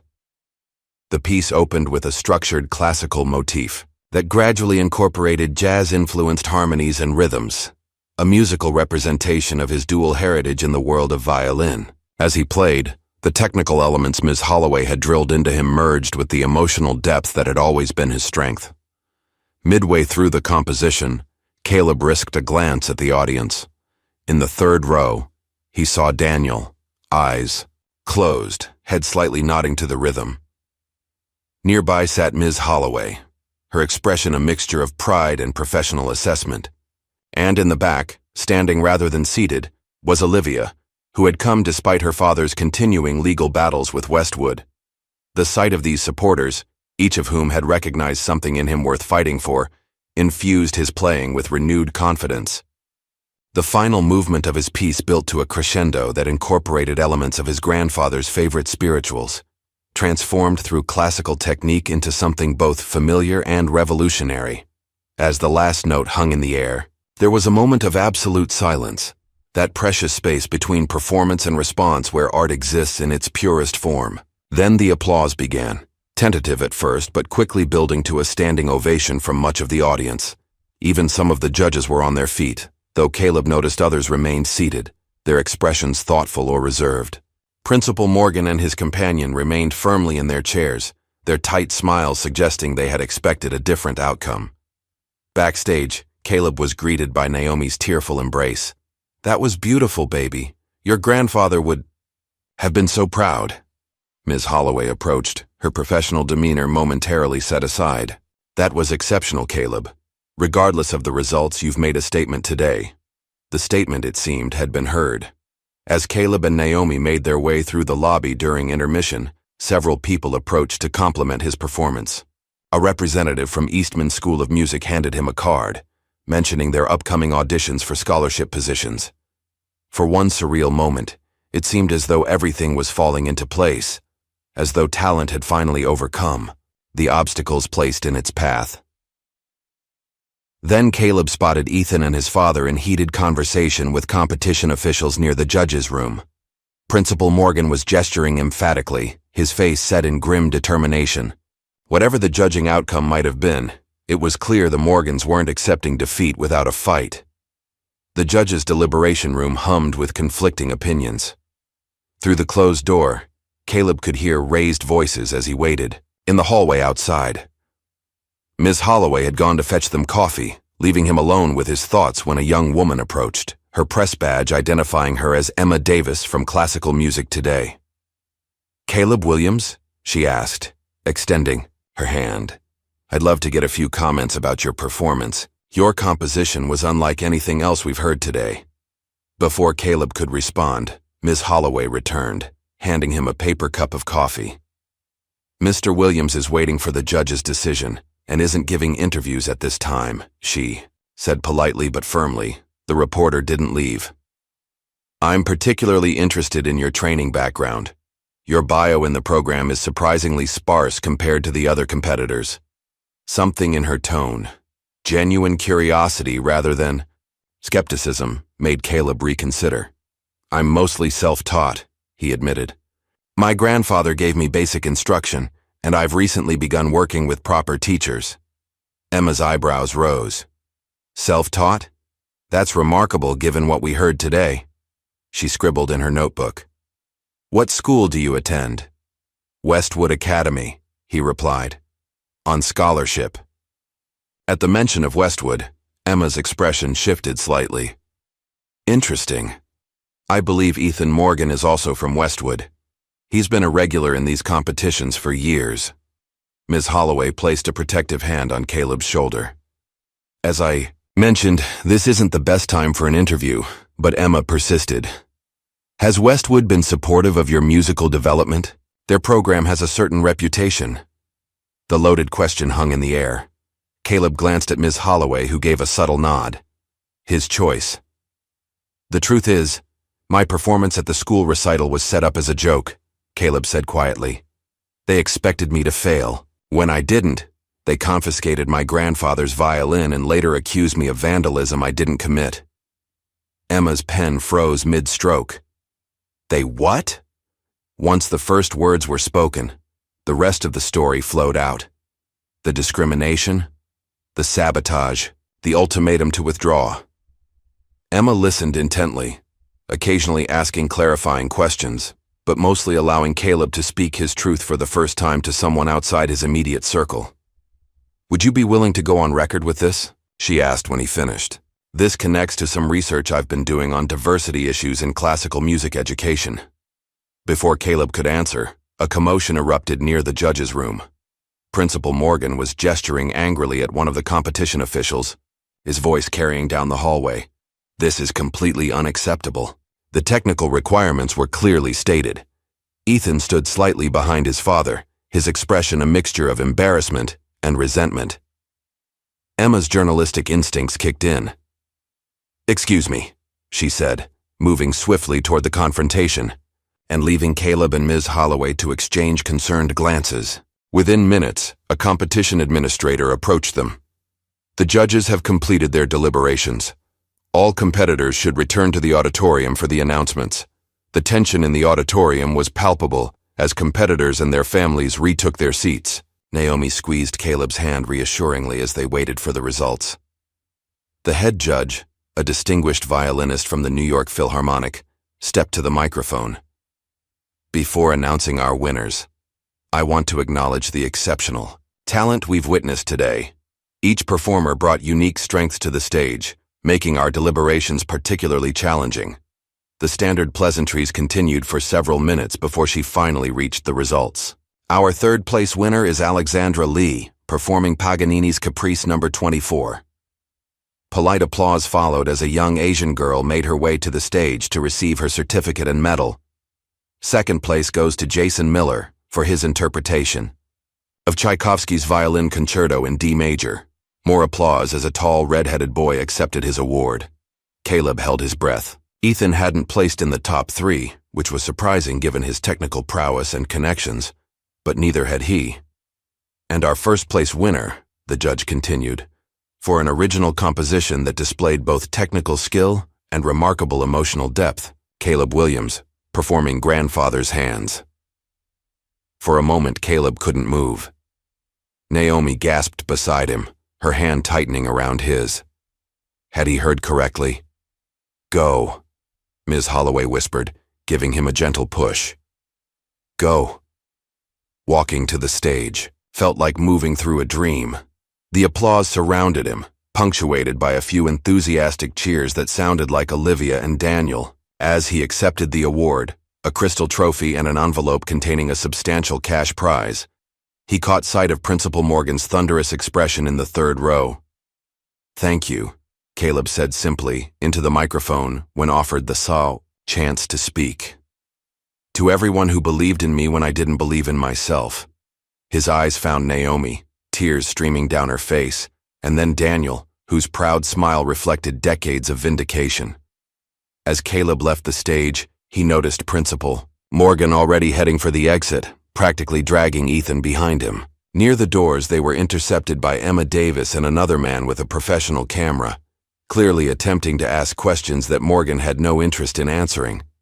The aftermath of the competition unfolded more quickly than anyone could have anticipated.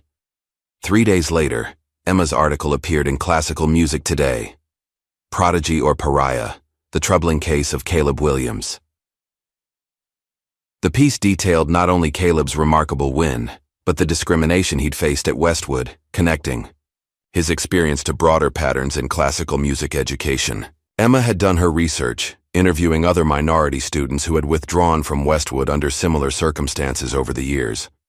Most damaging was her revelation that competition officials had confirmed Principal Morgan attempted to influence the judging through his connections, and that a review of previous competitions suggested Ethan's earlier awards might have been similarly tainted. The story was quickly picked up by larger publications, especially after James Franklin provided documentation to major news outlets about Westwood's troubling history of discrimination. "This isn't about one student or one incident," Franklin explained in a television interview. "It's about a systemic problem that has pushed countless talented minority students out of opportunities they deserved." Within a week, Westwood's Board of Trustees called an emergency meeting to address the growing PR crisis. Principal Morgan attempted to deflect blame to Mr. Reynolds, arguing that he had merely supported his music teacher's professional assessment of student abilities. But the Bow narrative was already beyond his control. Several teachers and staff members, seeing which way the wind was blowing, came forward with additional evidence of discriminatory practices, afraid of being implicated in the emerging scandal. The final blow came when a competition administrator publicly revealed that Principal Morgan had attempted to bribe him for information about the judges' scoring before the winners were announced. This revelation triggered an investigation of past competitions, uncovering a pattern of influence that had benefited Ethan for years. 2 weeks after the competition, Naomi received a call from James Franklin. "They're announcing Morgan's termination tomorrow," he told her. "Reynolds submitted his resignation this morning. The board is issuing what they're calling a clarification statement, but is essentially an apology without admitting specific wrongdoing."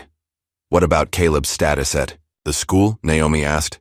"They're officially rescinding all disciplinary actions and returning his violin. More importantly, the exposure has generated interest from several music academies. There are scholarship offers coming in."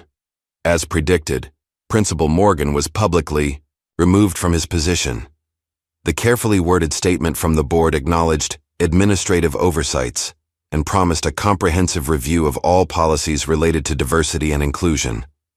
But for Caleb, the most meaningful change wasn't in the institutional response but in the personal outreach that followed. His phone and email were suddenly filled with messages from scholarship committees, music directors, and conservatory representatives, all expressing interest in his future. Ms. Holloway helped him navigate these opportunities, eventually identifying 3 serious options for his continued education. "The Perkins School of Music is offering a full scholarship," she explained during a meeting with Caleb and Naomi. "Their strings program is excellent, and they've recently launched an initiative focused on diversity in classical music." "What about our housing situation?" Naomi asked. The eviction date was looming, and despite the competition prize money, they were still facing homelessness. Ms. Holloway smiled. "That's where the unexpected developments continue. James Franklin has been busy behind the scenes.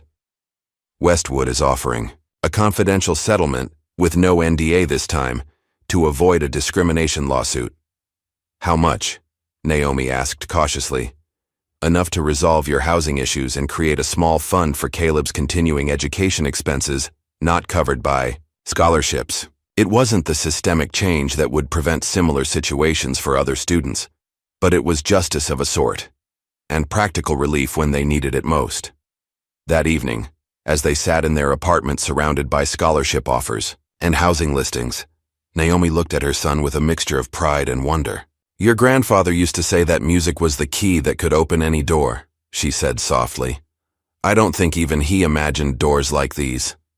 Caleb nodded, thinking of his grandfather's weathered hands guiding his small fingers on the violin strings.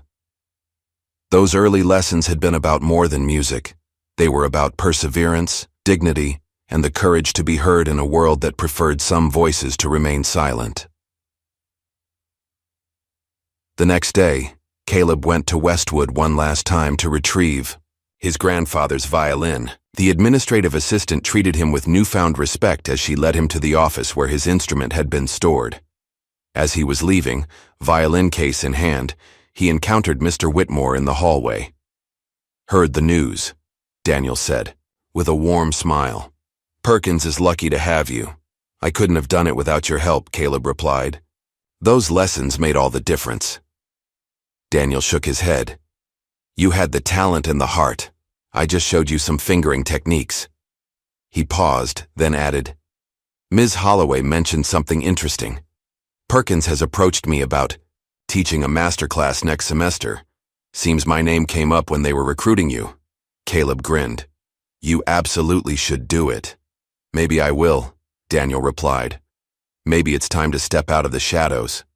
As Caleb walked toward the exit, he passed the music room where everything had begun. Through the open door, he could see students preparing for class, including Ethan, who was adjusting his violin strings with methodical precision. Their eyes met briefly, an unspoken acknowledgement passing between them before Caleb continued. On his way, outside, Olivia was waiting by the steps. I'm transferring too, she announced without preamble. Dad found me a spot at Perkins, said something about keeping an eye on their promised reforms from the inside. Caleb laughed. So I'll see you there? Definitely, she replied with a smile. Someone needs to keep you humble now that you're winning competitions and making headlines. 3 years later, the sleek modern campus of the Perkins School of Music buzzed with activity as students prepared for the end-of-year showcase. In a corner practice room, Caleb, now 18, ran through final adjustments to his latest composition while his mentor listened with critical attention. The middle section still needs tightening, Daniel commented, marking notes on the score. But the opening is powerful, you're finding your voice. Thanks to you, Caleb replied, lowering his violin. The past 3 years had transformed both their lives.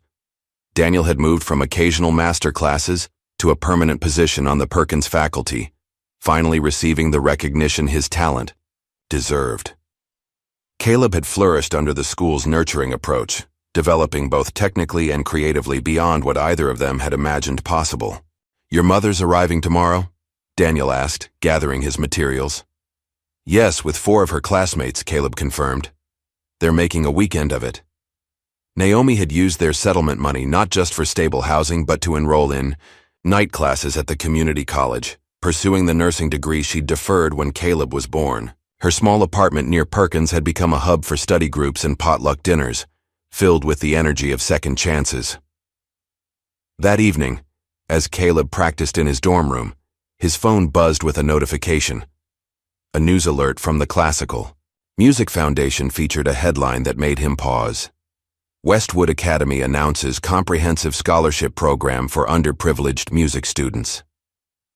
The article detailed the school's new initiative, launched under its new leadership, to actively recruit and support talented students from diverse backgrounds. The program included not just tuition coverage but private lessons, instrument access, and mentorship, addressing the systemic barriers Caleb had faced. He sent the link to Olivia, who responded almost immediately. Progress. Dad says we should be cautiously optimistic. The oversight committee he helped establish seems to be doing its job. The following evening, Caleb stood backstage at the Perkins Auditorium, adjusting his bow tie as he prepared for his solo in the showcase.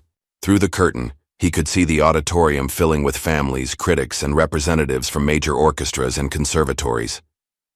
In the third row, Naomi sat with her classmates, all wearing matching Team Caleb pins she'd designed. Beside them, Ms. Holloway chatted with several colleagues from the Metropolitan Youth Orchestra. Daniel would join them after introducing Caleb's performance, a full-circle moment that neither could have imagined during those secret lessons. In the maintenance room. Nervous? Olivia asked, appearing beside him in her own performance attire. She'd become one of his closest friends and fiercest critics, pushing him to excellence while never letting him take himself too seriously. A little, he admitted. There's a recruiter from Juilliard here. They'd be lucky to have you, she said confidently. Now stop overthinking and just play like you always do. When Daniel announced him, Caleb walked onto the stage with the quiet confidence of someone who had found his place in the world. His grandfather's violin, now properly restored but still bearing the marks of its history, felt like an extension of himself as he began to play. The piece he'd composed for this occasion was called Maintenance Room Sonata, a tribute to the unlikely journey that had brought him here. As he played, he thought of all the moments of doubt and triumph, the obstacles that had nearly derailed him, and the unexpected allies who had changed his path. The applause when he finished was immediate and enthusiastic, led by Naomi's unrestrained cheers from the audience. As Caleb took his bow, he spotted a familiar face in the back row, Ethan Morgan, watching with an unreadable expression before slipping out during the standing ovation. 5 years later, the community center in Caleb's old neighborhood was filled, beyond capacity, folding chairs crammed into every available space. On a small stage, Caleb, now a Juilliard graduate and rising star in the classical music world, stood before 20 children aged 6 to 12, each holding a violin. Music isn't just about the right notes, he told them, demonstrating a simple phrase. It's about finding your voice, telling your story through sound. The children, participants in the Williams Foundation's free music program, watched with rapt attention as his fingers moved across the strings. Named after his grandfather, the foundation provided instruments and instruction to underprivileged children, funded by a portion of Caleb's growing performance earnings and grants from arts organizations that had once seemed impossibly out of reach. Naomi, now a registered nurse, moved among the parents, distributing information about upcoming recitals and practice schedules. The foundation had become a family endeavor, with Daniel serving as lead instructor and Ms. Holloway on the advisory board. After the lesson, as children carefully returned their instruments to cases that bore their names, a small boy approached. "Caleb, Mr. Williams," he asked shyly, "do you think I could ever play at a big concert hall like you?" Caleb knelt to meet the child's eyes, recognizing in him the same hunger for music, the same uncertainty about belonging that he had once felt. "What's your name?" he asked. "Marcus," the boy replied. "Well, Marcus, I don't just think you could. I know you could. With practice and heart, there's no stage too big for your music." The boy's face lit up with possibility, the same spark that had sustained Caleb through his darkest moments at Westwood. Later that evening, Caleb prepared for a special performance at Westwood Academy. The irony wasn't lost on him as he entered the school that had once tried to silence his music. He had been invited as part of their diversity initiative's anniversary celebration, a public acknowledgement of how far they had come and how much further they still had to go. The auditorium had changed little, though the portraits in the hallways now included a more diverse array of distinguished alumni and faculty. As he tuned his violin backstage, the current music director, a Filipino woman with impressive credentials, stopped by to thank him for coming. "Your story changed this place," she told him. "The work's not finished, but doors are open that weren't before." When Caleb stepped onto the stage to perform, he saw many familiar faces in the audience. Daniel and Ms. Holloway sat beside Naomi in the front row. James and Rebecca Franklin had come with Olivia, who was now pursuing a law degree while continuing her piano studies. Even some former teachers who had witnessed his original recital years ago watched with newfound respect. As his bow touched the strings, Caleb thought about the journey that had brought him full circle to this stage. The cruelty meant to diminish him had instead launched him toward a future brighter than anyone could have predicted. His music had become not just a personal triumph, but a catalyst for change, proof that talent, when given the chance to be heard, could transform not only individual lives but institutions. The last note of Caleb's performance hung in the air, a testament to perseverance, to dignity, and to the power of being truly seen.